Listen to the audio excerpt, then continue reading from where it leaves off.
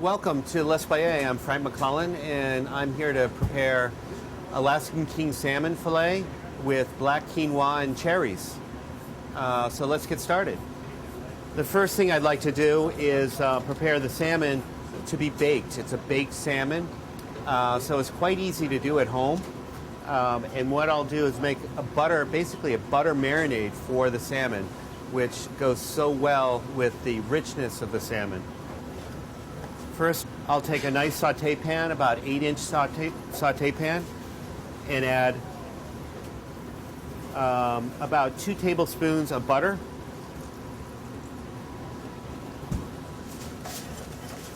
And I'll melt this slowly on the stovetop.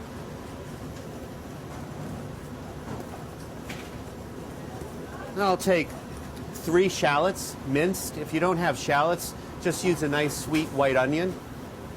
This is about 3 shallots or about 4 tablespoons of minced shallots or onions. And I'll add this to the butter.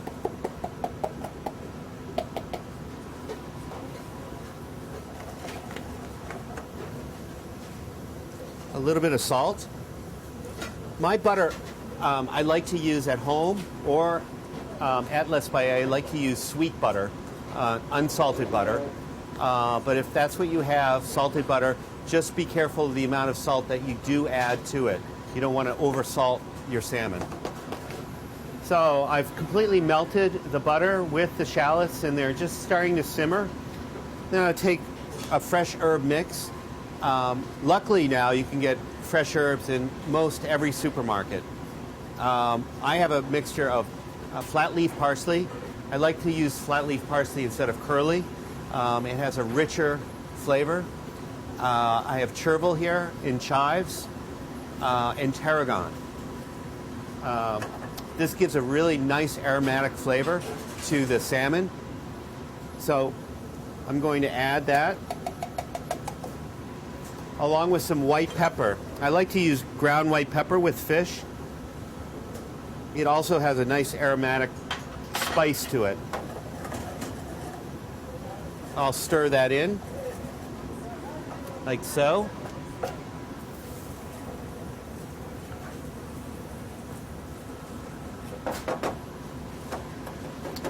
And this is what we'll bake the salmon in. Now I have a beautiful little fillet cutlet of king salmon. If you can't get Alaskan king salmon, a nice farm-raised salmon, Atlantic salmon, is beautiful also to use. I've left the skin on. I love the skin of the salmon. It's my favorite part. So if you don't like the skin or you don't want to try it, just remove it with a very sharp knife. Just take it right off. But I would plan on using it.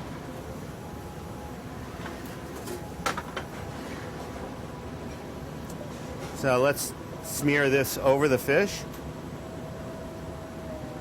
Just like that.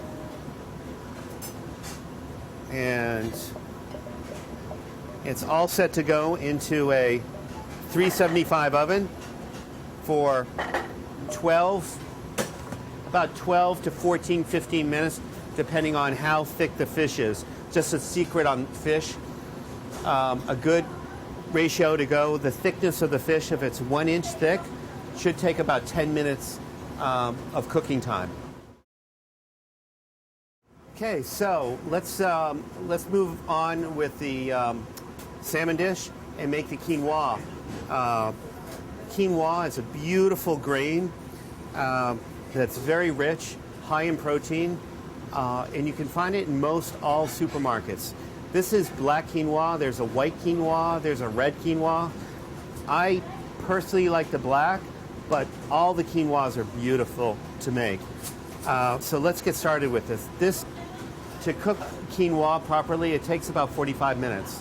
So you can do this actually ahead of time. You can cook your quinoa with this cooking method that I'm about to show you, and then reserve it for later or even the next day. So what I like to do, first of all, is I like to put it in a pan on medium heat, and I toast it for about 4 or 5 minutes. That brings out a nice nutty flavor in the quinoa. Okay, so once I have that ready, I take another pan, a pot, an oven-proof pot. I like to bake the quinoa in the oven for about 40 minutes. So once you have it nice and toasty, you can reserve it on the side. And what I'd like to do is add just a little bit of butter and olive oil to my oven-proof pan. I use one small onion, chopped.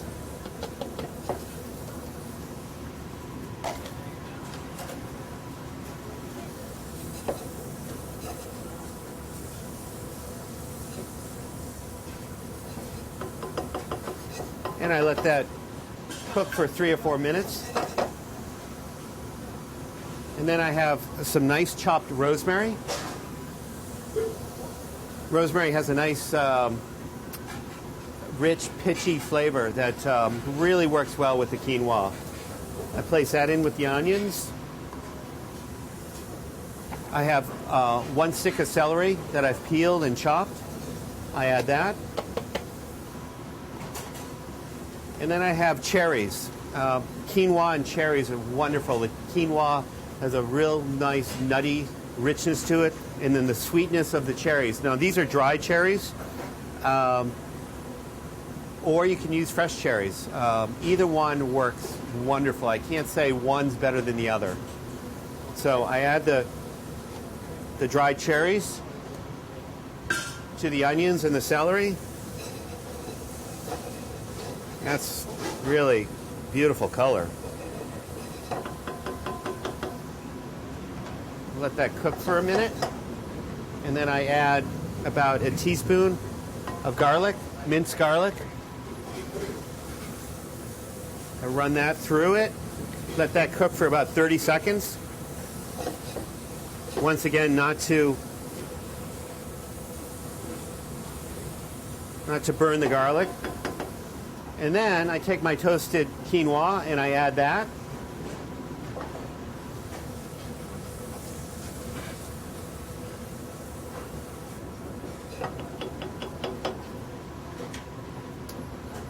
And then I add a tablespoon of lemon juice. And then I add a vegetable stock. 3 cups of vegetable stock.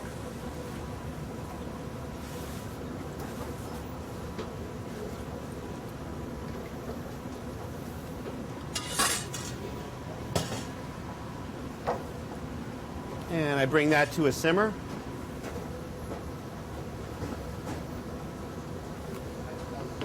So, add about a teaspoon of salt and some fresh ground pepper, black pepper, and 4 ounces of heavy cream.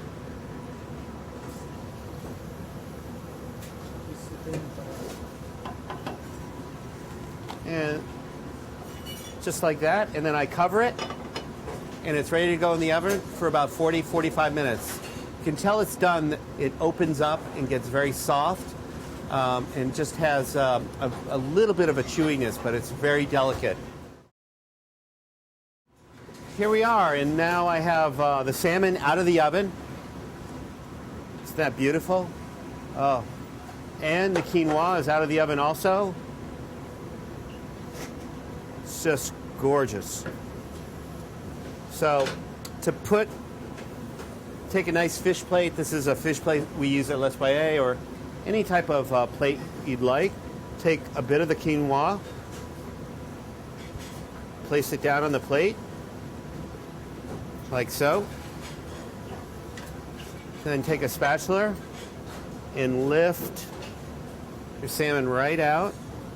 Place it right on top. Take some of this beautiful, nice sweet shallot and fiends herb topping.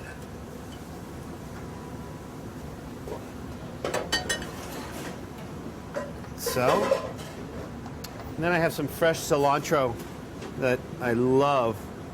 Just sprinkled over the top, like so.